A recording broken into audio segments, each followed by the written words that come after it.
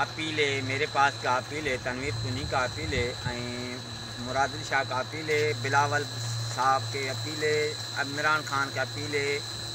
ते लोगों का गांव का असांजा मकान छोड़ा के वही माना गीता इनके लाइ हेल्प खजो वही। मुसलमान जेके भी मुसलमान का लोग भाई सारा माना उते जाएगा माना भारत में झेड़ो करेगा झगड़ा करेगा। जेके भी गैर मजहब सारा उते कुईगा जे वापस इज्जत में करोसी त बेहतरीन भली गाल जे नहीं करेसी तो हम का बिल्कुल बचेगा मेरे पाकिस्तान का उते लड़ाई करेगा।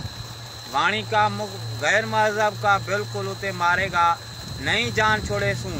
यो जो आहे इनसे के माना असा जो चवण अर्ज है ते मैंने ये वापस गीता इनके सीमा के वापस जल्दी चलाओ वनी।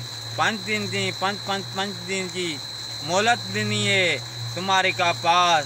लोग मुसलमान है, कलमी जे है, कुरान जी है तो वापस कराओ।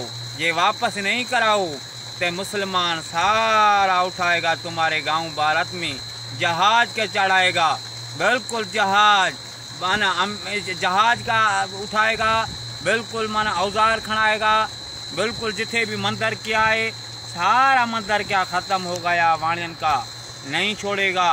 केटी शाह बेले का मैं हार्फ जतो ऐलान करेगा, मां तोखे बुधाएगा, बात सुनाएगा। तो मेरी गाल सुन। इमरान खान बिलावल खान, आसिफ जरदारी, मुराद अली शाह साईं, हमको कदम भराओ। मुसलमान जेके भी आयो, जज हाई कोर्ट जेकी भी है कदम खयूं वनी। गैर मजहब से शादी क्यों की है? असा कुरान के कलमी के नहीं छोड़ेगा, बिल्कुल कलमी के नहीं छोड़ेगा। असा जो क्यों जुल्म की है, क्यों असा जे खड़ी विया है, असा जी गाँव में वापस चलाए। ये वापस नहीं चलाएगा तो कदम खयूं वेंदो।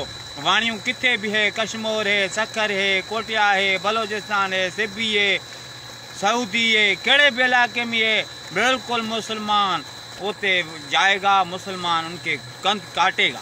जे इज्जत प्यारी है तो हमारे का लोग का सीमा वापस करो। जे सीमा के वाणी से शादी करे थी तो मेरे साथ ही शादी करे, वो भी माँ बलोच भाई है, मुसलमान तो है, क्यों वाणी से शादी की थी है, मेरे साथ मोकलो। बस ठीक है, या अली मदद।